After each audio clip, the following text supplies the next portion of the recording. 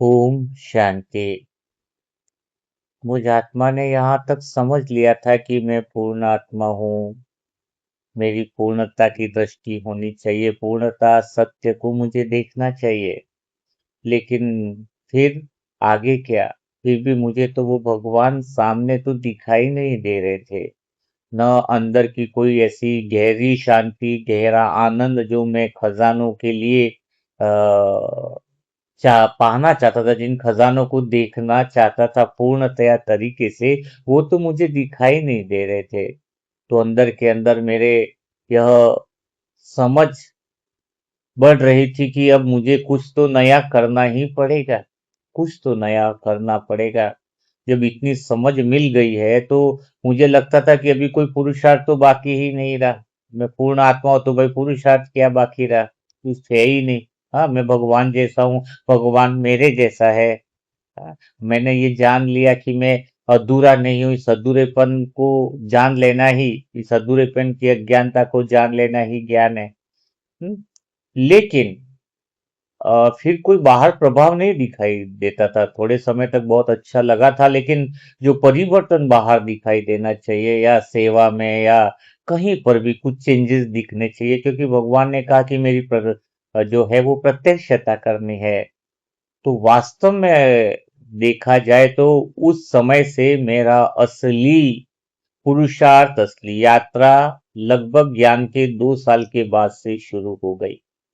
क्योंकि जो ये मेरा भ्रम था कि अभी मुझे कुछ करना ही नहीं है, मैं तो पूर्ण हूँ, भगवान मेरे जैसा है, मैं भगवान के जैसा हूँ, तो मैंने सब कुछ जान लिया। नहीं नहीं नहीं, ये तो पहला कदम था। फिर पता चला, मैं पहले सोचता था ये तो मैंने अंतिम कदम को पहले ही पा लिया। हाँ, अंतिम कदम को पहले ही पा लिया। और बाद में जब ज्ञान की नेत्र से, पूर्णतया सत्य से बाबा ने दिखाया कि नहीं नहीं नहीं, ये तो पहला कदम है। जैसे कोई कलेक्टर है, एक शहर बहुत बिगड़ेला है, गंदगी है, सब खराब है, वहां की व्यवस्था खराब है, और वहां पे कोई कलेक्टर बन के आया। वो कलेक्टर है, कलेक्टर बोलता रहे, तो वो स्मृति भी लोग भूल जाएंगे, खुद भी भूल जाएगा, क्योंकि शहर की गंदगी साफ नहीं करेगा, वहां की व्यवस्था क्लियर नहीं करेगा वहां पर। तो शायद वहां की व्यवस्था इतनी खराब है कि वो तो उसके पद को भी भुला दे, लोग भी भूल जाए। तो सबसे पहले एक ही काम करना था मुझे। वो समझ में आया कि मैं पूर्ण आत्मा हूं, लेकिन मुझे पूर्णता का अनुभव सदा इसलिए नहीं रहता है क्योंकि मेरे भीतर मुझे उसको पहचानना ज्यादा जरूरी है, जिसकी वजह से मैं आत्मा हूं भूल जाता हूं।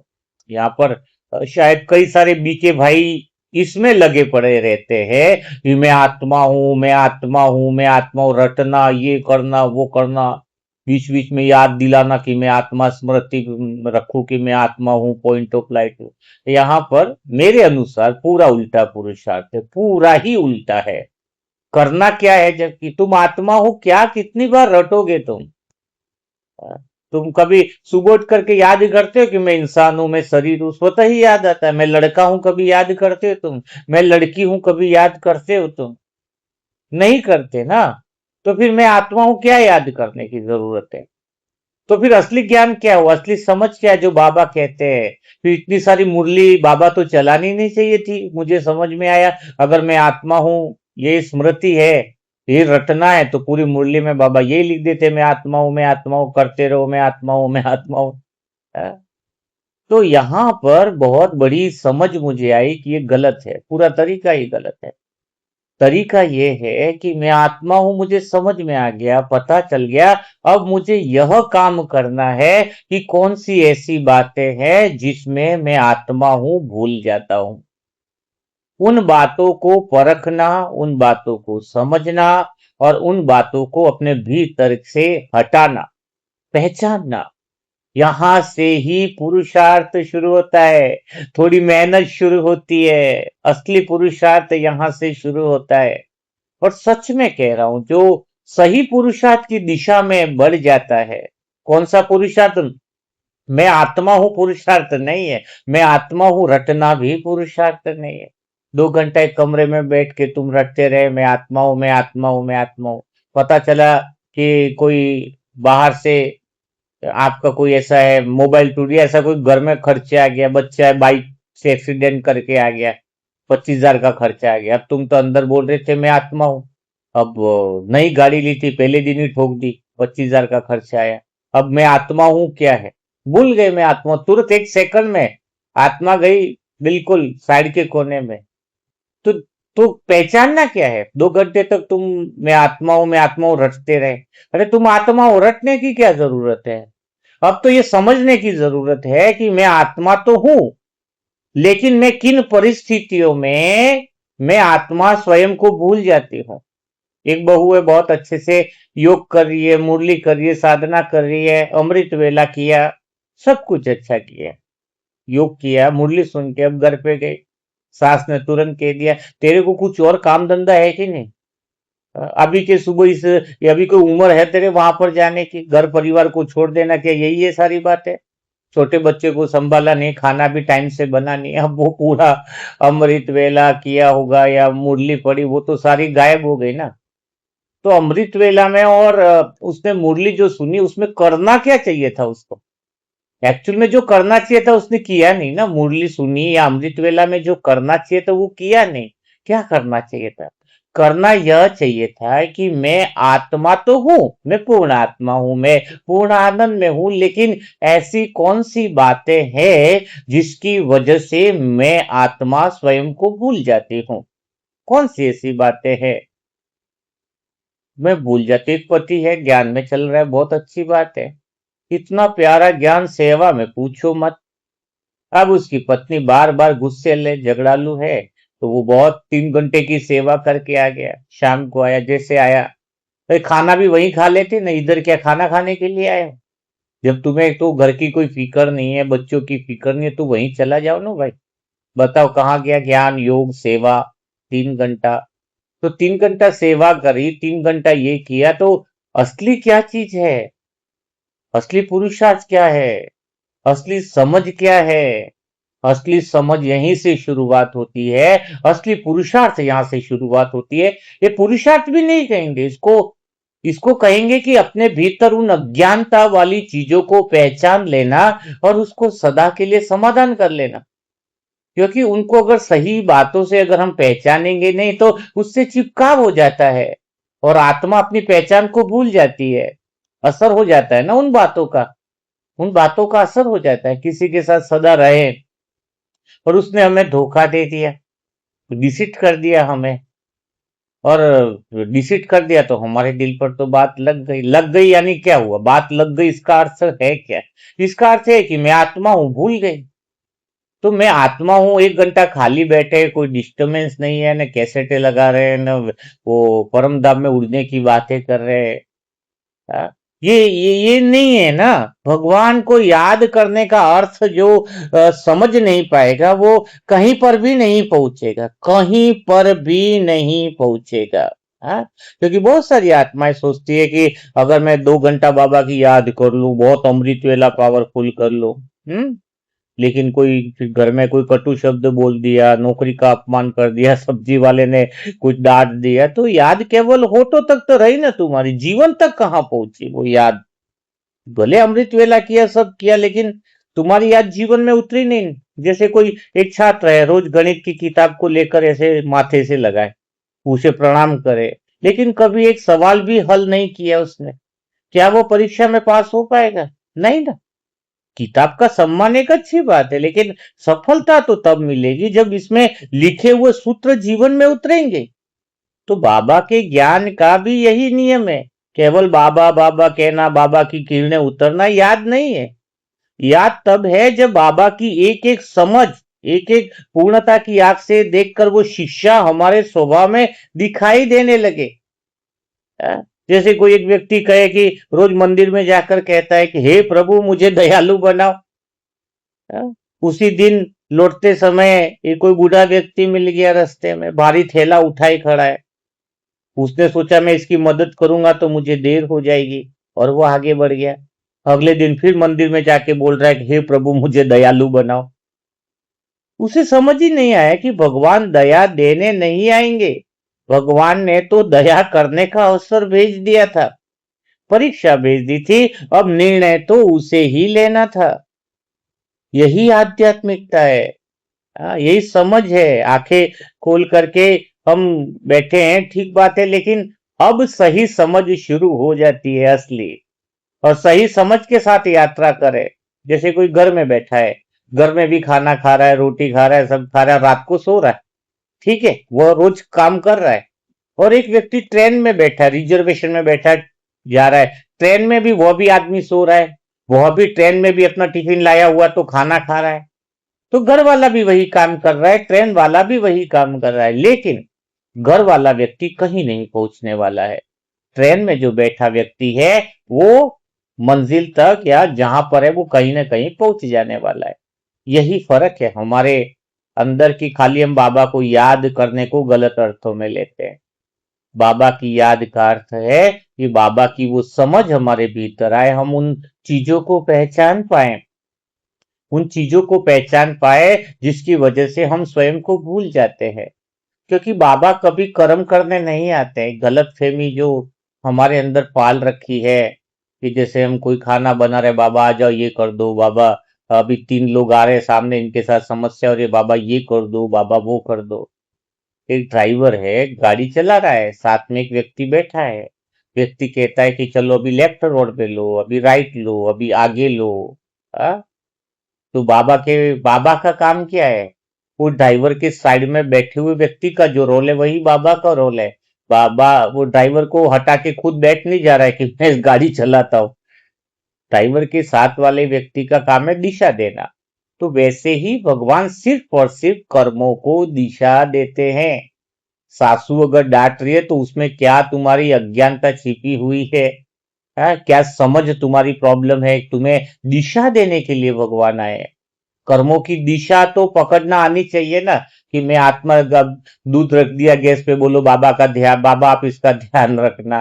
बाबा कोई ध्यान थोड़ी रखेंगे। तुम्हें ध्यान रखना है, अगर तुम दूसरे काम में बिजी हो तो गैस कम रखना है। एक ब्रह्मा कुमारी बहन है, रीना बहन, कोई दिक्कत नहीं है, मैंने परमिशन ली है, पुरानी आत्माओं के नाम लूंगा अपनी यात्राओं में। तो रीना बहन थी, वो कमरा बाकई से सेवा करने गई होंगी। तो उन्होंने मोबाइल सभी बाबा के कमरे में रखा था, सेंटर की थी, तो गीता पाठशाला में गई और वही बाबा के सामने खड़े हो जाओ। और बाबा के सामने खड़े होके बोला, बाबा ये घर तो आप ही का ही है, आप इसका ध्यान रखना। बहुत बढ़िया बात है। अब चली गई, नई नई सेंटर पे आई थी, 3 दिन हुए और पूरा चालू था कार्यक्रम उनका कि बाबा ध्यान रखना, बाबा की फोटो के सामने बोल करके जाना। जैसे हो गया ना सबका ट्रेंड, जाने से पहले फोटो के सामने रखना, फोटो के सामने आकर बैठना, जाना करना। चली गई, गीता पाठशाला में गई वापिस आई। तब तक एक कमरे से एक मोबाइल था वो पार हो गया उनका।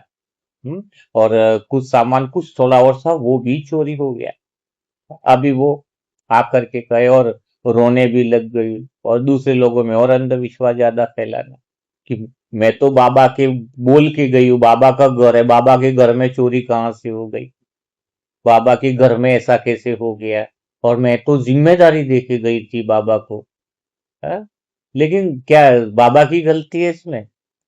बाबा तुम्हारा वहां पे पहरेदार बन करके क्या वहां पे ध्यान रखेंगे? दिन रात बाबा का यही काम है, तुम्हारे घर के चारों तरफ पहरा लगाते रहे। हाँ, तो गलती कहाँ पर थी? गलती तो सिंपल सी थी। बाबा कर्मों को दिशा देते, उन्होंने, बहन ने बाहर ताला सब लगाया रखा था, लेकिन कमरे की जो खिड़की थी, वो पीछे का जो भाग था वो खुला छोड़ दिया था, भूल गई थी वो।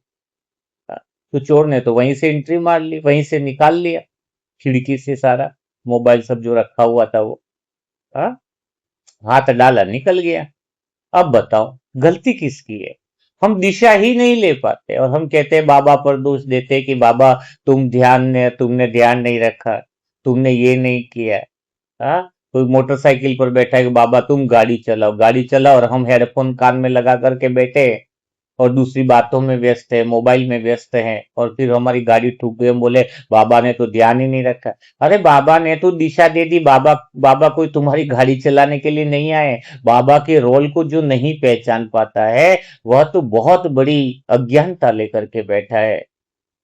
हम्म बाबा ओनली गिव अ डायरेक्शन। हम्म बाबा क्या कह रहे हैं कि बाबा दिशा देने के लिए आए हैं। तो डायरेक्शन को पहचानना, वो समझ को पहचान ले जो, उसका जीवन जो है ना, वो जीवन सच में कह रहा हूं बदल जाता है। कोई व्यक्ति बेरोजगार है और डेली सुबह शाम अमृत वेला कर रहा है, सुबह शाम मुरली पढ़ रहा है, हाँ, और फिर बोले कि मेरा तो रोजगार ही नहीं लग रहा है, मेरे को ये नहीं लग रहा है, मैं बाबा का इतना कर रहा हूं। तो बाबा क्या कर रहे हैं? बाबा तो डायरेक्शन दे रहा है, दिशा दे रहा है, और दिशा जो देगा उसको पकड़ पाएगा, समझ पाएगा। अगर कोई कहता है कि बाबा नहीं कर रहा है, तो उसी समय उसे यह समझना चाहिए कि मैं बाबा के डायरेक्शन को पकड़ नहीं पा रहा हूं, बाबा की दिशा को पकड़ नहीं पा रहा हूं, बाबा की वो समझ को पकड़ नहीं पा रहा हूं। तभी तो निमित्त आत्माएं मिलती हैं, और शुरुआत शुरुआत में बाबा के बच्चे को यह ज्ञान दिया जाता है। ज्ञान कौन सा दिया जाता है? हाँ, कौन सा ज्ञान दिया जाता है? दोस्त साजन संबंध का अर्थ क्या है? जैसे कोई व्यक्ति छत पर है, और छत पर खड़ा है, और छत पर हमें छत तक पहुंचना है, हम्म और नीचे सीढ़ी लगी है, हाँ। अब वो सीढ़ी जो लगी है, सीढ़ी को चढ़ जाए तो छत पर पहुंचे। तो सोच लो, छत पर भगवान बैठा हुआ है, निराकार परम धाम शिव, और वो क्या कह रहा है कि ये दो सीढ़ी है, इसको तू चढ़ के आ जा तो मैं तेरे गले लग जाऊं, मैं मिल जाऊं। और वो सीढ़ी कौन सी है? नाम और रूप। दो सीढ़ी कौन सी है? नाम और रूप। अब चक्कर यह है कि भगवान से मिलने की तड़प है, लेकिन हम नाम रूप दे और दे के रिश्ते छोड़ नहीं पा रहे हैं। तो वो सीढ़ी पर चढ़े कैसे? कैसे चढ़े हम वो सीढ़ी पर? तो भगवान क्या कहता है कि चल भाई, तुझसे मेहनत नहीं हो रही है, नाम रूप नहीं छोड़ा जा रहा है, समझ में नहीं आ रहा है, तो मैं नीचे आ जाता हूं। तो भगवान नीचे आकर के दोस्त साजन, वो संबंध हमारे जैसे ही, हम उसके गहरे संबंधों में रहने लग जाते हैं, क्योंकि अभी नई आत्माएं दिशा को पकड़ नहीं पाती है। तो शुरुआत शुरुआत में बाबा तो बहुत ध्यान रखता है, बहुत, कि दोस्त बनकर, साजन बनकर, ये सब बनकर, है, क्योंकि नई आत्मा होती है तो पहले दिन तो सारी दिशा भगवान की ले नहीं पाती है ना। तो दोस्त साजन, ये जो संबंध है, वो हमें सिखाते हैं, कि हमें अनुभव दिलाते हैं बहुत सारी बातों का। जैसे बुद्धि को बहुत बड़ी दिशा खुद ही देता है बाबा, है। तो ये सारे संबंध इसलिए हैं ताकि हम बाबा के पास परम धाम न पहुंच पाए, तो बाबा खुद नीचे आता है और हम उनके प्यार को अनुभव कर पाए।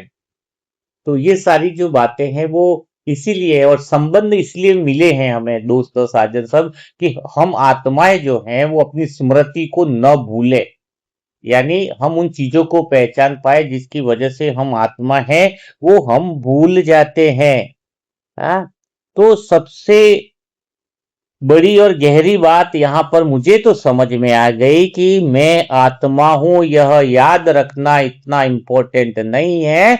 जो इतना इम्पोर्टेंट इस बात का है कि मैं आत्मा हूं, लेकिन कौन सी ऐसी बातें हैं, कौन सी ऐसी परिस्थितियां रहे मेरे जीवन में, जिसकी वजह से मैं स्वयं को भूल जाता हूं।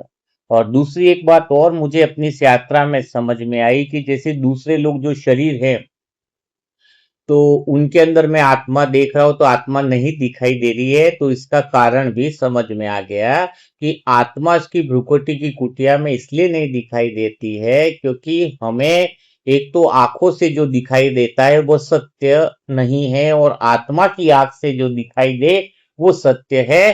तो हमारे अंदर की वो अज्ञानता है, जिनकी वजह से मैं आत्मा स्वयं को ही भूल जाती हूं, तो दूसरी आत्मा को कैसे मैं देख पाऊंगा? तो अभी से फिर मैं शुरुआत करता हूं, आज से मेरे अनुभवों की वह यात्रा। एक्चुअल में देखा जाए तो आज से मेरे जीवन की अनुभव की यात्रा शुरू होती है, क्योंकि मैंने उस पर बहुत बड़ा काम किया था। मुझे भीतर में देखना था कि वो परिस्थितियां, कोई, मैं स्पीच दे रहा हूं, मेरा अपमान कर दे कि तुम्हें तो कुछ भी नहीं आता, यहाँ से हट जाओ, फालतू काम की बकवास न करो। उस समय मैं अपने आप को आत्मा, क्योंकि मैं उसकी बातों में आ गया तो स्वयं को भूल गया। कोई बातें अगर असर कर रही है मेरे को, इसका मतलब मैं स्वयं को भूल गया। दांत में अगर दर्द है और मैं स्वयं को, उसका असर ज्यादा हो गया है तो मैं स्वयं को भूल गया। कोई तारीफ भी कर रहा है और मैं उसकी बातों में आकर के बस, हाँ भाई सही है, मेरे जैसा तो कोई नहीं, वो बात आई तो मैं भूल गया स्वयं को। तो ऐसी कुछ अज्ञानता है हमारे अंदर। उन अज्ञानता को पहले जानना, और उस अज्ञानता को क्या करना है? उस अज्ञानता को मिटाना। यही सबसे बड़ा क्या है, पुरुषार्थ को समझ करो, कहो। जैसे अभी भगवान को याद करने का अर्थ बताया ना, याद करना यानी दिशा नहीं लो तो कुछ फायदा नहीं है। तो अगर आप सभी तैयार हो, सच में कह रहा हूं मैं, अगर आप सच में, यही सच्ची अंतर्मुखी यात्रा है जहां हम अपने स्वयं के उन बातों को पहचान पाए जिसकी वजह से हमारी वो अज्ञानता, जिसको अज्ञानता करे, उसका अज्ञानता को पहचाने और उसको सही समझ के साथ समाधान करना। और जो आत्मा अपनी अज्ञानताओं को जान कर उसका समाधान करती है, वह समाधान स्वरूप आत्मा कहलाती है। ओरिजिनल वरदान यहां से शुरू होते हैं। समाधान स्वरूप आत्मा ये नहीं कि बाहर किसको 10 लाख की समस्या तुमने समाधान कर दिया, वो समाधान स्वरूप आत्मा नहीं है। जो घर के लफड़ों को समाधान न कर पाए, वो बाहर क्या समाधान स्वरूप आत्मा कहलाएगी। यानी घर के लफड़े कौन से, आत्मा के बिंदु के भीतर के लफड़े, वो मन, वो बुद्धि, वो संस्कार, जिसकी वजह से, वो आदतें जिसकी वजह से मैं स्वयं को भूल जाती हूँ। अगर कोई आत्मा इन सारी बातों का समाधान कर ले तो बाहर तो ड्रामा के जो दृश्य हैं वो उसको नतमस्तक होकर के आएंगे आपके सामने। आपको झुकेंगे प्रकृति, कुदरत सभी। क्योंकि अंदर आपकी स्थिति बदल जाएगी।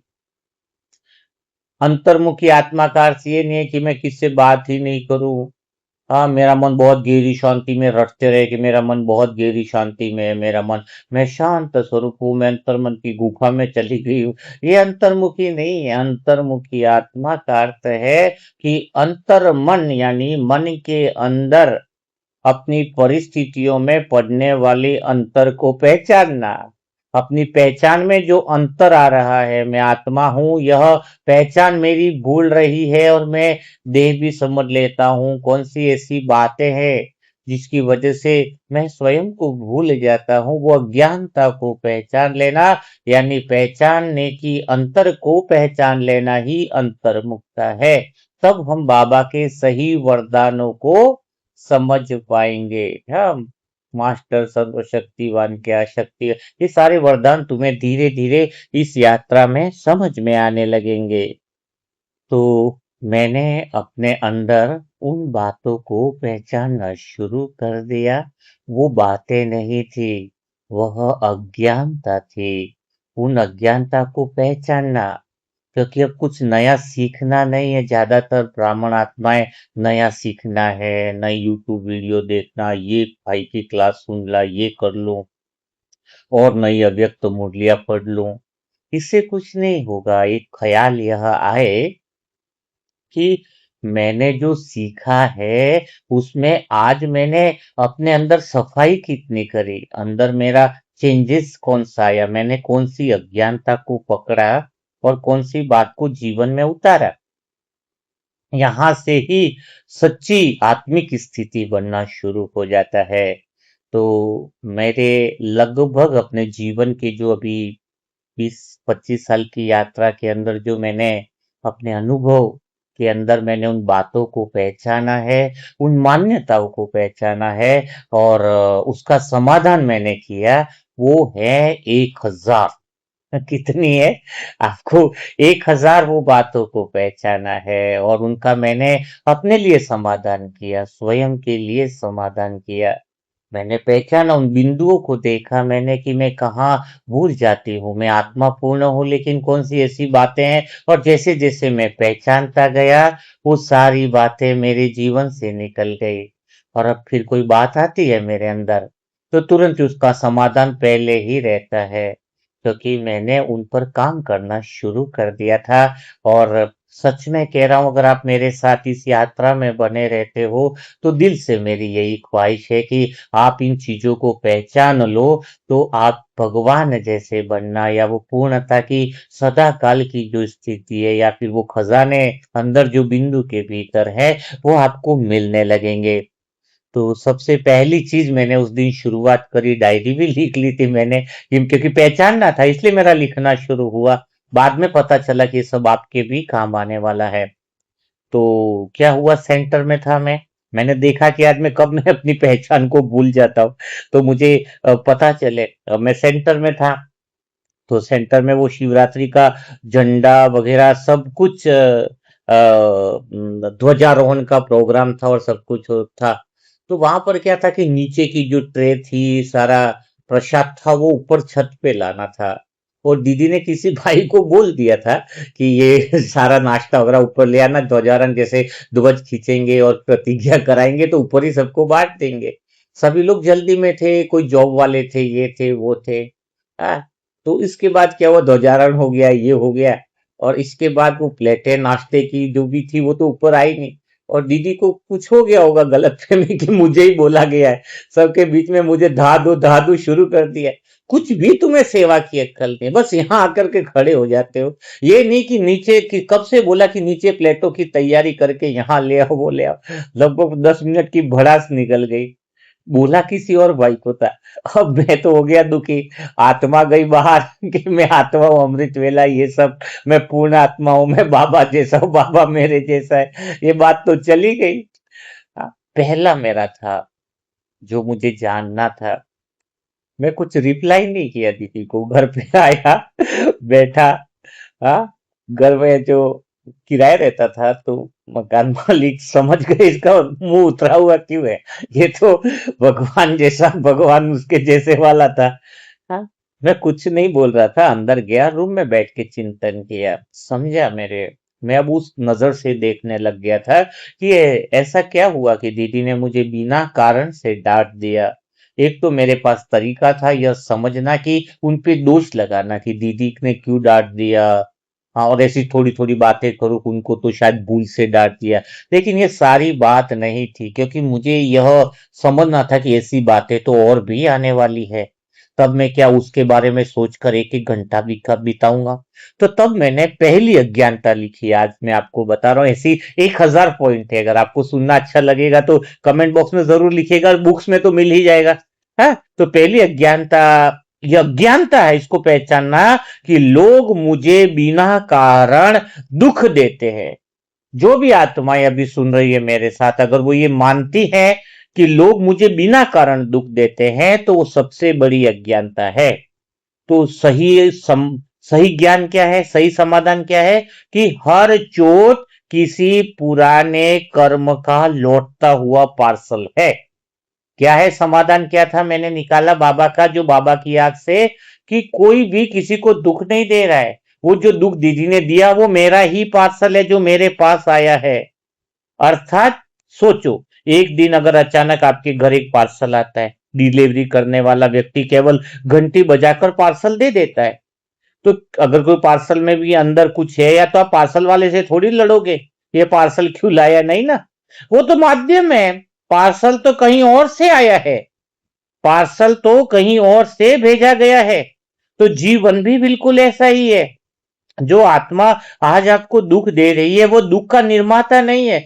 हम क्या समझ लेते हैं कि इसके साथ मेरा कुछ हिसाब किताब है, कुछ भी नहीं है। ड्रामा क्या हर एक का हिसाब किताब का उसी व्यक्ति के साथ थोड़ी करती है। आप किसी के साथ अच्छा कर रहे हो, चलो आपका पुण्य जमा हुआ, क्या वही व्यक्ति आपको अच्छा करने आ जाएगा, ऐसा थोड़ी है। अगर आपने पुण्य किया है तो भगवान किसी को माध्यम से बना के आपका पुण्य पहुंचा देगा आपका। वैसे ही दुख है, अगर आपने पिछले जन्म का दुख है, इस समय वो दुख का हिसाब किताब होना है इसी घड़ी में।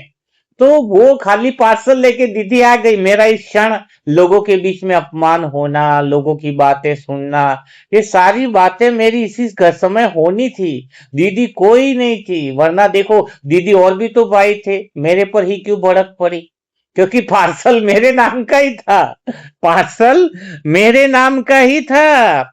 लेकिन दीदी दुख का निर्माता नहीं है, कहीं और मेरे पुराने कर्मों का पार्सल लेकर आया है वो। इसलिए परमात्मा की दृष्टि व्यक्ति पर नहीं होती है कभी, ये इससे करेगा, कर्म पर जाती है। हर व्यक्ति से लड़ते रहते हैं तो कर्म का हिसाब और बढ़ जाता है। अगर मैं प्रतिक्रिया देने लग जाऊं कि दीदी ने ऐसा क्यों किया, ऐसा नहीं करना चाहिए था, 10 लोगों में बुराई और करने लग जाऊं कि दीदी ने मेरे को सबके बात में बोल दिया, मेरे को गलती नहीं थी, फिर भी यह प्रतिक्रिया देना हिसाब को बढ़ा देती है, बहुत हिसाब को बढ़ा देती है। तो पहली बात मैंने अपने अंदर पहचान लिया कि मैं आत्मा हूं, पूर्ण हूं, सदा हूं, और इस वजह से अगर मैं अज्ञानता रखूं कि इस व्यक्ति की वजह से मेरे जीवन में दुख आया, तो मैं आत्मा कभी भी याद नहीं रख पाऊंगी, अपनी पहचान में नहीं रह पाऊंगी। ये बात पक्की नोट है, जब जब भी तुम किसी व्यक्ति को दुख का कारण मानोगे, तुम्हारी आत्मा की स्मृति, 3 घंटा योग भी किया है, कोई ऐसी घटनाएं तुम तुरंत ऊपर की स्थिति से नीचे लौटाओगे। तो ये मैंने पहला नोट कर दिया कि किसी को इंसान मुझे दुखी कर ही नहीं सकता है। जो भी पार्सल आ रहे हैं वो मेरे ही है, मेरे नाम के, और मैं प्रेम से स्वीकार करूंगा। पूरे दिन जितने भी पार्सल आएंगे, अगर कोई व्यक्ति 1 महीना पूरे तरीके से बिना शिकायत के पार्सल को स्वीकार कर लेता है, बिना प्रतिक्रिया के, समझना ये बात बहुत अच्छी है, बिना प्रतिक्रिया के, बिना किसी दोष के, तो उसका हिसाब बढ़ता नहीं है, और वो हिसाब घटने लगता है, और फिर दुख के पार्सल जो है वो पार्सल भी कम आने लगते हैं। नहीं तो किसी जीवन में देखा ना, कोई सास किसी को दुख दे रही है, बहू बार बार कह रही है कि मेरी सास ही ऐसी है, सास ही ऐसी है, देखना 2 साल के बाद वो रिश्ते में कटुता बढ़ती जाती है। वो कितना भी योग कर ले, कितना भी वो कर ले, क्योंकि प्रतिक्रिया तो रोकी नहीं ना, बाबा की दिशा को तो पकड़ा ही नहीं, बाबा के साथ बैठना, उसकी दिशा ही नहीं लेना, तो कुछ फायदा नहीं है, अपने जीवन में कुछ बदलाव आएगा ही नहीं ना। तो यह पहली मेरी अज्ञानता थी, जो मैंने जीवन में इसको पकड़ा और वो समझ मेरे भीतर आई। अब उस दिन से मेरे पास जीवन में जितने भी दुख के पार्सल आते गए, मैं प्रेम से स्वीकार करता गया, और आज भी वही स्थिति। अगर कुछ छोटे मोटे पार्सल आ जाते हैं तो लगता है उसको नमन करता हूँ, प्रणाम करता हूँ, कि इंसान को तो देखता ही नहीं किसकी वजह से आए, जो नजदीक होगा उसकी वजह से आ जाएगा वे पार्सल, यहाँ का केंद्र होगा वहां से आ जाएगा, कहीं से भी आ जाएगा, है ना। तो ये पहली समझ ने मेरे आत्मिक स्थिति को बहुत मुझे अच्छा अनुभव कराने लग गया, मुझे गैप भीतर से बहुत सुंदर सुंदर अनुभव होने लगे। अब दूसरी बात जो समझने लायक थी वो यह थी कि मैं आत्मा कई बार सोचती थी कि आज मैं पुण्य करूंगी, आज बाबा को याद करूंगी, आज थोड़ी सेवा करूंगी, तो उसका फल मुझे जन्म जन्मांतर तक मिलेगा, भविष्य में इसका भाग्य मुझे बहुत मिलेगा। और कई लोग आकर के कहते थे मेरे को, नीचे वाले भाई भी, मकान मालिक कई बार आके कहते थे, तुम इतना पुण्य क्यों करते हो, तुम अच्छे कर्म करते हो, मैंने देखा है। मैंने बोला मैं सतयुग में जाने वाला हूँ, सतयुग में महल मुझे मिलने वाले हैं, 21 जन्म की बादशाही मिलने वाली है। है? वो बोलता है, भाई एक काम करना, इस महीने का किराया टाइम से दे देना। हाँ, वो क्या कहता है, इस महीने का किराया के, कभी 1-2 दिन, अपने पास इतनी व्यवस्था नहीं थी उस समय, क्योंकि मेरा पूरा ध्यान उसी में था। वो कहता 1-2 दिन टाइम पे दे देना, मैं लेट होता था, तो मुझे समझ में आया, मेरी सारी बातों पे वो पानी फेर के चला गया। तो ये दूसरी अज्ञानता मुझे बहुत गहराई से समझ में आई, कि जब हम ये सोचते हैं कि पुण्य है, अब ये समझ हमें बहुत अपनी आत्मा की पहचान से नीचे गिराती है। जैसे वो बोल के गया, तो मैं अपनी आत्मिक स्मृति से तो नीचे आ गया ना, तब मैं क्या गहरी शांति में रह पाऊंगा, क्या मैं गहरे आनंद में रह पाऊंगा? क्योंकि वो बात तो मेरे को लग गई, भाई किराया टाइम से दे करके जाना मतलब क्या है? इसका अर्थ है क्या मैं अपने कर्म को छोड़ दूं, पुण्य कर्म को छोड़ दूं? नहीं, यहाँ पर सही समझ हमें होनी चाहिए, जो मेरी जीवन की यात्रा में मैंने उस समय मैंने डायरी में लिखा और नोट करी, कि पुण्य जो है वो केवल भविष्य के लिए नहीं है। तुम ये सोचते हो कि मैं पुण्य कर रहा हूं, सत्युग के लिए कर रहा हूं, 21 जन्म की बादशाही, जो भी आत्मा इस समय सोच रही है वो गलत ट्रैक पर है, वो बहुत गलत ट्रैक पर है। सबसे पहली बात है, अगर मैंने आज किसी की मदद करी, आज मैंने भगवान के कार्य में सेवा करी, आज मेरे पास 100 रुपया, वो भी अगर मैंने मदद करी है, आज मैंने कहते हैं ना कि सुख देना है तो सुख देना शुरू करो, है? तो पुण्य जब हम करते हैं, तो सबसे पहले पुण्य क्या करता है पता है? मेरे जीवन में अभी आनंद देता है, वो खुशबू, वो प्रेम अभी ही हमारे अंदर आने लग जाता है। भविष्य का जो फल मिलने वाला वो बाद में है। सोचो, अगर कोई व्यक्ति चंदन की लकड़ी उठाकर चल रहा है, वह चंदन किसी दूसरे को देने जा रहा है, लेकिन उससे पहले सुगंध किसे आती है? उसी को आती है जिसने चंदन हाथ में लिया है। यही पुण्य का नियम है। तुम किसी आत्मा को शांति देते हो, उसकी मदद करते हो, शुभ भावना करते हो, तो उसी पल पहले हमारा मन शांत हो जाता है। हम पूर्णता के नजदीक आ जाते हैं, हम आत्मिक स्मृति में आ जाते हैं। हम किसी को सम्मान देते हैं तो सबसे पहले हमारा हृदय हल्का हो जाता है। जब हम किसी के लिए दुआ करते हैं तो सबसे पहले हमारी चेतना पवित्र हो जाती है। यही कारण है कि भगवान कहते हैं पुण्य बांटने से घटता नहीं, बांटने से भीतर ही बढ़ने लगता है। देने की भावना इसी समय से रहे। कोई दो कुआं है गांव में। एक कुआं सोचता है कि मैं किसी को पानी नहीं दूंगा। एक कुआं उसको लगता है कि कहीं पानी घट न जाए। एक कुआं कहता है कि नहीं नहीं, मैं तो सबको पानी दूंगा। तो कुछ समय बाद क्या होता है कि जो कुआं देना नहीं चाह रहा है पानी, वो सड़ जाता है, बदबू आती है। जबकि जो दूसरा कुआं है जो पानी देता ही जा रहा है, वो बढ़ता ही जा रहा है। वैसे ही मेरी उस समय पुण्य की परिभाषा बदल गई कि मैंने ये सोचा ही नहीं कि मुझे भविष्य के लिए कुछ करना है या भविष्य के कर्म जमा करने हैं या एक की जन्म की बादशाही। मुझे अभी ही इसका फायदा मिल रहा है। जब तुरंत ही इसका अनुभव करते हैं तो पुण्य कर्म बदल जाता है। अब मैं लोगों की मदद कर रहा था, लोगों को अच्छी सोच रख रहा था, दुआएं रख रहा था। जो दीदी ने मुझे डांटा था उसके प्रति भी कोई था ही नहीं, क्योंकि वो तो पार्सल था। कितनी प्यारी दीदी है, सच में बहुत अच्छी है। मेरा पार्सल लेकर के आई है। धन्य हो दीदी आप। बाद में दीदी को भी पता चला कि किसी और को बोला, उन्होंने ऐसा बोला भी सही कि भाई जी गलती हो गई। मैं कहा गलती नहीं दीदी, पार्सल आया था वो तो। फिर वो घटना भी मैंने सुनाई, लोगों को अच्छी लगी, सब समझ आ गए। सभी पूरे सेंटर के लोग अब वही बातें करते थे, आज इसका पार्सल आया, आज दीदी 6 बड़े पार्सल आए। कोई बोले ये पार्सल आया है। एक तो बोले मेरे पार्सलों की लड़ी लग गई है। तो देना जब हम शुरू करते हैं, ऐसे जब पार्सल ज्यादा आते हैं तो हम पार्सलों की तरफ अपनी शक्ति न लगा करके हम देने पर ध्यान दें, हम पुण्य कर्म पर ध्यान दें। तो दूसरी यह जो अज्ञानता थी कि पुण्य कर्म से जन्म जन्म के भाग्य बनेंगे, लेकिन सबसे बड़ी चीज यह थी कि इसका फल हमें तुरंत ही दिखाई देता है। जैसे पूर्ण सत्य है ना, जैसे दीपक है वो दूसरे घर को रोशनी देने से पहले तो अपने आसपास का अंधकार तो मिटाता है ना। वैसे ही पुण्य आत्मा जो होती है पहले अंदर का अंधकार मिटाने लग जाती है, फिर संसार तक वो रोशनी पहुंचती है। इसलिए सेवा कभी भविष्य का निवेश नहीं समझना चाहिए। सेवा तो वर्तमान की चेतना को दिव्य बनाने का विज्ञान है। इसलिए मैं तो दिल से अभी जो भी सुन रहे हैं सबसे कहना चाहूंगा कि आज से जब भी कोई पुण्य कर्म करो, ये मत सोचो कि मुझे इसका फल कब मिलेगा। बस इतना याद रखो कि पुण्य का पहला फल भविष्य में नहीं मिलता है। पुण्य का फल उसी क्षण तुम्हारी स्थिति से मिलना शुरू हो जाता है। और जब तुम्हारी स्थिति बदल जाती है तो इसी समय से परिस्थितियों का प्रभाव भी बदलना शुरू हो जाता है।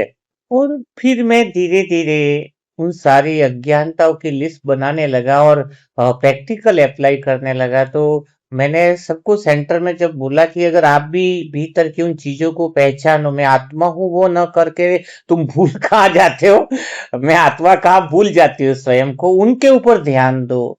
तो उन अज्ञानता को मिटाओ तो अंदर भीतर में भगवान दिखने लगेंगे। भगवान के साक्षात्कार तुम्हें स्वतः ही होने लगेंगे। वो सूक्ष्म वतन, परम धाम, वो खजाने दिखने लगेंगे। मुझे थोड़ा थोड़ा अनुभूति हो गई। एक व्यक्ति वहां पर उठ करके मुझे कहता है कि क्या मैं आज से वो पुरुषार्थ करूं, ध्यान दूं, अज्ञानता को मिटाऊं, तो क्या गारंटी है मुझे आत्मा के खजाने दिखने लग जाएंगे। हाँ? तो देखो भगवान का यह भी एक अज्ञानता है कि दुनिया में क्या है, दुनिया में पहले प्रमाण दो फिर विश्वास करें। हाँ? हाँ? तो लेकिन यहाँ पे उल्टा है।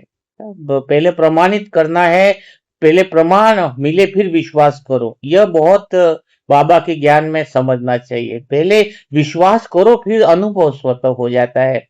तो बाबा जब दिशा देते हैं, उस अज्ञानता को अगर हम दूर करते हैं तो स्वतः ही तुम्हारे जीवन में बहुत बड़ा परिवर्तन आने लगता है। अच्छा, मैं आप सबसे एक बात पूछना चाहूंगा। एक किसान अगर बीज हाथ में लेकर बैठा है और वो कहता है कि पहले मुझे फल दिखाओ तब मैं बीज बोऊंगा, तो क्या उसे कभी फल मिलेगा? नहीं मिलेगा ना। पहले उसे विश्वास करके बीज बोना होगा, फिर समय के साथ अनुभव होगा कि बीज सचमुच वृक्ष बन गया है। बाबा का यह आध्यात्मिक संगम युगी ब्राह्मण जीवन भी कुछ ऐसा है। पहले अगर तुम अपनी अज्ञानताओं को पहचान लेते हो और जैसे-जैसे तुम अज्ञानताओं को मिटाने लगते हो कि मैं आत्मा हूँ, किस वजह से मैं आत्मा बोल रही हूँ, कौन-सी ऐसी बातें हैं और वो उसमें मेरी कौन-सी समझ कम पड़ रही है। जब तुम इस समझ को पहचानने लग जाते हो, तो फिर क्या होगा? तो फिर स्वतः ही तुम्हारे जीवन में जो बीज आज बो रहे हो, वो विश्वास जो बो रहे हो, वो धीरे-धीरे तुम्हें गहरी शांति में लेकर के जाता है। यही तो कारण है कि 2 व्यक्ति एक ही मुरली सुनते हैं, एक को केवल शब्द सुनाई देते हैं, दूसरे को परमात्मा की आवाज सुनाई देती है। अंतर ज्ञान का नहीं है, अंतर विश्वास का है। तो सबसे पहले इस बात पर भरोसा होना, इस बात पर विश्वास होना कि अज्ञानताएं मिटने से या अज्ञानताएं हटने से मैं आत्मा सदा स्मृति स्वरूप बन जाऊंगी और मैं भगवान जैसी तो हुई, लेकिन यह पहचान, यह प्रत्यक्षता होने लगेगी। जब यह विश्वास गहरा होता है, तब तुम्हारे भीतर पूर्णता का जन्म होने लगता है और जब वो पूर्णता के अनुभव का जन्म हो जाता है, तब प्रमाण मांगने की आवश्यकता समाप्त हो जाती है। क्या कोई माँ अपने बच्चे से प्रमाण मांगती है कि तू मेरा बेटा है या नहीं है? अनुभव ही सबसे बड़ा प्रमाण बन जाता है। इसलिए आज से इसी समय से यह शुरू कर दो कि मुझे उन अज्ञानता को पहचानना शुरू करके जीवन को जीना शुरू कर देना है। भगवान को याद करते रहना, बाबा की किरणें आते रहना योग नहीं है। बाबा की किरणों का अर्थ है कि बाबा की किरणें मुझ पर पड़ रही है, अर्थात बाबा के ज्ञान की वो समझ, वो दिशा की किरणें मेरे पर आ रही है। वो दिशा अगर समझ ली तो समझ लेना किरणें भीतर आ गई है, वरना तो 80-90 साल हो जाएंगे, कमेंट्री में ही किरणें आएंगी, प्रत्यक्ष जीवन में दिखाई नहीं देंगी। हाँ, योग में भी फिर मुझे बहुत आनंद आने लगा था क्योंकि मैं तो उनको पहचानने लगा था, उन बातों को, अज्ञानताओं को, और उसका समाधान करने लगा था। तो स्वयं को इतना सच्चा बना लो कि भगवान का अनुभव स्वतः ही होने लगेगा। प्रमाण बुद्धि को संतुष्ट कर सकते हैं, लेकिन अनुभव तो आत्मा को बदल देते हैं। और जिस आत्मा को एक बार वो अज्ञानता के सारे, मैं कहता हूँ ज्ञान का अनुभव की बात नहीं कह रहा हूँ, अज्ञानता का अनुभव हो जाएगी, ये अज्ञान है, ये लफड़े हैं, फिर उसे तर्क, बहस या प्रमाण की आवश्यकता नहीं पड़ेगी। वही अनुभव उसका सबसे बड़ा प्रमाण बन जाता है। अब आती है तीसरी बात। तीसरी बात मैंने बहुत गहराई से परखी कि सेंटर में या कहीं पर भी मैं आत्मा जाता था और 2-4 लोग बैठते थे, कोई बात ऐसी निकलती थी, पता चलता था कि ये बात वो सही नहीं कह रहा, मैं तुरंत ही बोल पड़ता था और पूरा आधा 1 घंटे का लेक्चर दे देता था मैं उसको। बहुत प्यार से और सही समझ के साथ दे देता था कि आत्मा पूर्ण है, सत्य है। बस मौका मिला और मेरी बटन स्टार्ट हो जाती थी। लेकिन मैं आधे 1 घंटे के बाद में बहुत अच्छा बोला, बहुत अच्छा समझाया, सब कुछ है, लेकिन 1 घंटे के बाद मैं वहां से निकलता, रास्ते में रिटर्न होता, अपने कमरे की तरफ जाता, तो मैं देखता, मैंने बोला अच्छा, समझाया अच्छा, लेकिन फिर मैं आत्मा स्वयं को तो भूल गया। ज्ञान भी मैंने उसको दिया, कुछ गलत भी नहीं बोला, अपशब्द भी नहीं बोला, सब कुछ तो मैं बोला उसको।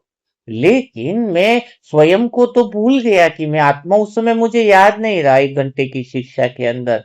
तो तीसरी बात मुझे बहुत गहरी समझ में आई कि सबसे बड़ी अज्ञानता मैंने पहचान ली कि जल्दी उत्तर आ जाना जो है ये अज्ञानता है, कि बुद्धिमानी है। मैं सोचता था कि जल्दी उत्तर दूं, यह मेरी बुद्धिमानी है कि मैं सबसे पहले कई बार तो ये अज्ञानता है जल्दी उत्तर देना। तो सच्चा ज्ञान क्या है? समाधान क्या है? सच्चे उत्तर तेज दिमाग से नहीं आते हैं, मौन और आत्मिक स्थिति से जन्म लेते हैं। प्रभाव जो है वो साइलेंस से आता है, जल्दी नहीं बोलना है। अगर कोई प्रश्न पूछा है, कोई दूसरे लोग उत्तर दे रहे तो देने दो, आप अपने समय की प्रतीक्षा करो, पहले अंतर्मन में आत्मा पे जाओ और उसके बाद उत्तर निकालो। आपका तो उद्देश्य यह है ना कि मैं आत्मा स्वयं को न भूलूं। आपका उद्देश्य यह नहीं होना चाहिए कि मुझे जल्दी उत्तर देना है। उत्तर न भी दूं तो भी चले, लेकिन मेन लक्ष्य तो ये होना चाहिए कि अर्जुन की तरह वो आंख पर होना चाहिए कि मुझे स्वयं पर ध्यान देना है। तो अभी क्या क्या बात मुझे समझ में आई, ये तीसरी अज्ञानता थी कि आज हर व्यक्ति तुरंत उत्तर देना चाहता है, कोई प्रश्न पूरा भी नहीं करता और मन उत्तर तैयार कर देता है। आत्मा सोचती है कि जितना जल्दी जवाब दूंगा उतना बुद्धिमान कहलाऊंगा।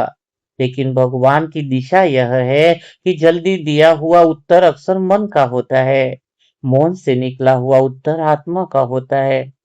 सोचो, किसी तालाब में किसी ने पत्थर फेंक दिया है, पानी हिल गया। उसी समय अगर तुम अपना चेहरा देखोगे तो क्या सही दिखाई देगा? बिल्कुल नहीं दिखाई देगा। चेहरा टेढ़ा मेढ़ा दिखाई देगा। लेकिन वही पानी कुछ मिनट शांत हो जाए तब बिना मेहनत के सही प्रतिबिंब दिखाई देता है। मन भी कुछ ऐसा ही है। जब मन विचारों और जल्दी से उत्तर देने की कोशिश करता है तो गुस्सा और डर और अहंकार से मन हिलने लग जाता है। चोट भी लग जाती है मन को कई बार। तब जो उत्तर निकलते हैं, धीरे धीरे वे सत्य नहीं होते हैं। वो उत्तर नहीं होते, वो खाली प्रतिक्रिया होती है। हम सामने वाली बातों को सिर्फ जवाब दे रहे, वो प्रतिक्रिया है। भगवान कभी जल्दी उत्तर नहीं देते हैं, देखा ना आपने?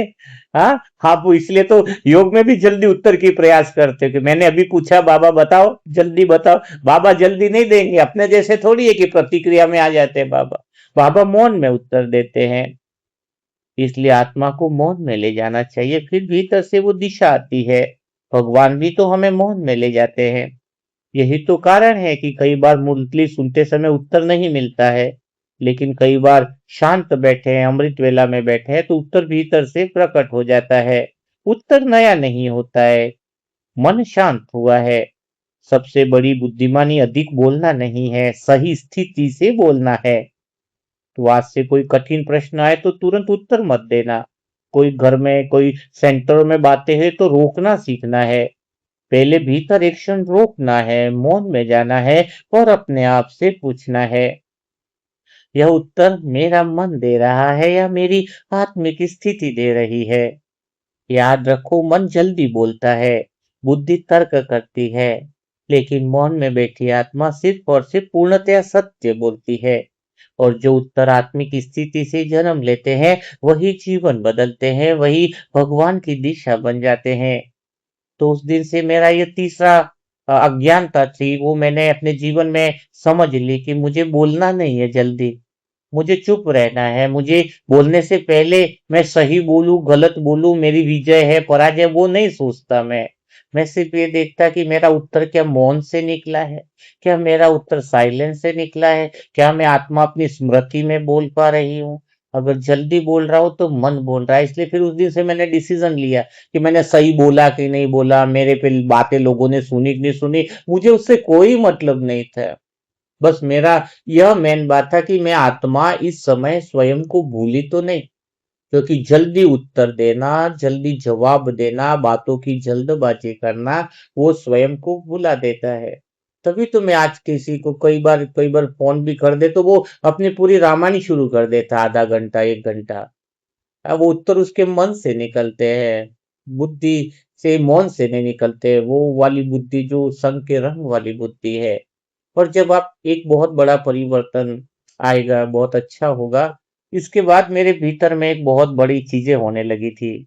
कहीं मुझे बुलाते थे, छोटे-मोटे में बुलाते थे, तो मैं जाता था तो मैं कुछ सोच के नहीं जाता था, क्योंकि मेरा ध्यान उत्तर देने पर नहीं था। मेरा ध्यान ये था कि मैं आत्मा स्वयं को न भूलूं, क्योंकि मुझे पता था ये जल्दी बोलने जाऊंगा और उसी के बारे में सोचूंगा, ये बोलना है वहां पे जाके ये उत्तर देना है, ये जल्दबाजी है, मन बोल रहा है। जब तुम आत्मा पूर्ण हो तो सत्य ज्ञान स्वतः ही अंदर से निकलता है। कुछ भी विचार करने की जरूरत नहीं है आपको। अभी बताओ, ये जो अनुभव बोल रहा हूं आपको सुना रहा, तो कुछ प्लानिंग थोड़ी है कि ये है कि ये है वो है। हाँ, वो डायरी जरूर मैंने मेंशन की है, क्योंकि मैं आपको वो अज्ञानता है, वो 1 2 3 जो मैंने लिखा है ना, 1000 लिखी है मैंने। और 1000 लिखी ही नहीं है, मैंने उस पे वर्क भी किया है। और आप सब लोगों के लिए फायदे की चीज है, क्योंकि आपको वो अज्ञानता क्या है वो निकालनी नहीं पड़ रही है। आपको बना बनाया मसाला पूरा तैयार मिल रहा है सच में। हाँ, तो यानी आप खाली बस, जैसे आज 3 बातें आपने सीखी, तो मेरा दिल से निवेदन है आप सभी आत्माओं से कि आप जो है वो पूरा इसका अभ्यास करें। जैसे आज के दिन कोई भी पार्सल आए तो लिखें उसको डायरी में। ये पार्सल के लिए किसी इंसान को दोष नहीं दोगे आज पूरा दिन। आज खाली आप यह करोगे कि यह मेरा ही पार्सल था, आ गया तो धन्यवाद करोगे, प्रतिक्रिया दोगे, इसका दोष निकालोगे तो फिर तुम्हारा हिसाब बढ़ जाएंगे, पार्सल फिर बड़े बड़े आएंगे आगे। दूसरी बात आज क्या सीखी हमने? उत्तर जल्दी नहीं देना है। और तीसरी बात हमने सीखी कि विश्वास हमें पहले करना होगा कि अगर हम अज्ञानताओं को मिटा देंगे, समझ लेंगे, पहचान लेंगे, तो मैं आत्मा इस विश्व में भगवान की प्रत्यक्षता का माध्यम बनूंगी। और चौथी बात आज आपको सिखाई, पुण्य कर्म करने से भविष्य मेरा अच्छा होगा, गलत बात है, बट अच्छा होगा वो बात सही है, पर वो अधूरा सत्य है, पूर्ण सत्य नहीं है। नहीं तो अगर आप ऐसी समझ लेकर के बैठोगे ना, आज मैं पुण्य करूंगा तो सत्युग में मुझे सुख मिलेंगे, सत्युग में ये मिलेगा, तो कई आत्माएं करती ही नहीं, अंदर से क्या सोचती है कि भविष्य किसने देखा है, सत्युग किसने देखा है। वो गहरी गलत मान्यता। मैं कहता हूं अभी ही फल मिलता है। वो चंदन का पेड़ सुगंध बताई ना कि हाथ में, तो पहले ही आज से ही हमारी स्थिति में चेतना बदलने लगती है। जो आत्मा दिल से सेवा करती है, आज ही चेतना बदल जाती है। और जीवन में चेतना बदलती है, स्थिति बदलती है और परिस्थिति बदलती है। और सच में अगर तुम्हें लग रहा है ये बातें असर कर रही है कि स्थिति आज ही पुण्य कर्म से बदलती है, तो क्यों ना देखो, अमृत वेला की बुकें प्रकाशन में 5 पार्ट हो गए, जैसे जैसे धन आया तो 5 पार्ट रेडी है, जो ऑर्डर देना चाहे दे सकते हैं। अमृत वेला में शिव साजन से बातें, वो योग की तैयारियों के जो करीबन है 30-40 पार्ट है, उसमें से 5-10 पार्ट रेडी हो गए, आप ऑर्डर कर सकते हो, है ना? क्योंकि कुछ आई थी आत्माएं जिनकी वजह से आ गए। लेकिन तुम पुण्य कर्म करना, तो अगर आप चाहते हो कि वास्तव में सच्चा पुण्य कर्म करे और आज ही स्थिति अच्छी बने और दिल करता है, तो ये शिव भाई के जो अनुभव हैं, उसमें तो अब ये 3-3 4-4 अनुभव आपको डेली सुना पाएंगे, मतलब अज्ञानताओं के। लेकिन पूरे पार्ट अगर हम प्रकाशित करें, कोई एक आत्मा एक बुक का भी प्रकाशन का जिम्मेदारी ले, 20,000 का एक बुक का एक्सपेंसेस बैठता है, तो पूरी उसकी 100 प्रतियां हो जाती है, रीजनेबल कॉस्ट हो जाती है, और हम बहुत आत्माओं तक पहुंचा सकें। तो यह सोच के पुण्य न करें कि भविष्य में मिलेगा, भविष्य में तो होना ही है, लेकिन आज ही स्थिति और वाइब्रेशन जो है, शिक्षा और दीक्षा आपको बताए ना, शिक्षा के साथ दीक्षा भी जरूरी, नहीं तो सीख तो रहे, लेकिन पुण्य कर्म करने भी तो है। भगवान पुण्य कर्म करना सिखाता है, तो पुण्य आत्मा बनना शुरू हो जाते हैं। कुएं की बातें हम देना शुरू करते हैं तो स्वतः ही आता है। तो आज का सेशन हम यही पे करेंगे, क्योंकि 1 घंटा हो गया है। आज का सेशन आपको कैसा लगा, और बुक के अंदर भी आपका दिल करे तो जरूर जो है वो मनसा परिवार की आत्माओं के लिए ये बातें कही जाती है, तो वो अपना प्रकाशन इस संगम युग में एक यादगार बनाए। और शायद मैं आपको एक और बात कहूं कि ये जो अंतिम प्रकाशन चल रहा है, शायद ये जो अभी बुकें बनी गई है, छप रही हैं, जिसमें योग की विधियां हो गई, अमृत वेला की हो गई, मन से बातें हो गई, ये इसके बाद अभी कोई शायद बुकें नहीं छपेंगी। ये लास्ट अवसर है, जो सहयोगी बनना चाहता है वो कर ले, क्योंकि ये जो 80-100 बुक है, इसमें पूरे ज्ञान का सार आ जाएगा, पूरी चीजें आ जाएंगी, सब कुछ आ जाएगा। मतलब इसके बाद न जानना बाकी नहीं रहा, फिर तो चलना ही बाकी रहेगा। कोई ऐसा प्रश्न किसी के जीवन में नहीं बचेगा कि मुझे पुरुषार्थ क्या करना है। इस मनसा परिवार के पास इतनी सारी वैरायटी है, हम सभी आत्माओं के पास टास्क कर लो, मुरली मंथन, योग कैसे करें, बताओ, एक ही जगह पूर्ण आत्मा ने पूर्णता के अनुभव सब मिल जाते हैं। आपने देखा है यहाँ पर देखा योग कैसे करना है, तो क्लासिक योग की मजेदार हो जाती है। दोस्त के साथ घूमना है तो सूक्ष्म में घूम लेते हैं। शांति में सजनी और साजन का अनुभव करना है, तो भी मनसा परिवार के पास सारे वीडियो है। चलो कोई पढ़ना चाहता है तो अलग अलग बुके हैं, टास्क करना चाहता है तो वो है, चलो दुआ देना चाहते हैं तो दुआ मिल जाती है। कितना हमारा मनसा परिवार विचित्र है, जहां पे एक ही प्लेटफॉर्म की एक ही दुकान पे सारे सामान मिलते हैं। देखा है ना, कोई कहीं पर भी आपको जाना नहीं पड़े, दूसरी जगह यूट्यूब के सेशन या भटकना ना पड़े आपको, इसलिए आपको सारी चीजें मिल जाएंगी, सारी चीजें मिल रही है। ठीक है, तो मेरी इस शिव भाई के दिल छू जाने वाले अनुभव की यात्रा में आप बने रहिएगा। आज का अनुभव आपको कैसा लगा, कि आज आप प्रैक्टिकल अगर अप्लाई कर रहे हो तो मुझे खुशी होगी। कमेंट बॉक्स में लिखना कि आपने कौन सी 3 बातें आज समझी, कौन सी 4 अज्ञानता है, उनको आपको आपने दूर करने का कमेंट लिखना चाहिए आपको। अच्छा, कमेंट बॉक्स में 4 लाइनें नहीं लिख पाओगे तो ये भी पूछना चाहिए, ये भी अज्ञानता है, मैं क्यों लिखूं क्यों नहीं लिखूं। अरे लिखने से कई लोग देखकर पढ़ेंगे, देखो मुझे आत्मा की अंगुली, मैंने आपको बताया कि अंगुली में प्लास्टिक सर्जरी मान लो करानी पड़े या फिर वो पट्टियां बन गई तो भी मैंने लिखना बंद नहीं किया। हाँ, तो आपको 4 कमेंट लिखने में अगर वो भी टाइपिंग करना है, उसमें भी अगर दिक्कत आए तो फिर सोचो कि हमारी स्थिति अभी कहां पर हो सकती है। तो चलो कल मिलेंगे दिल छू जाने वाले नए अनुभव के साथ, नई यात्रा के साथ, नई समझ के साथ। तब तक के लिए आप सभी भाई बहनों को ओम शांति, ओम शांति, ओम शांति।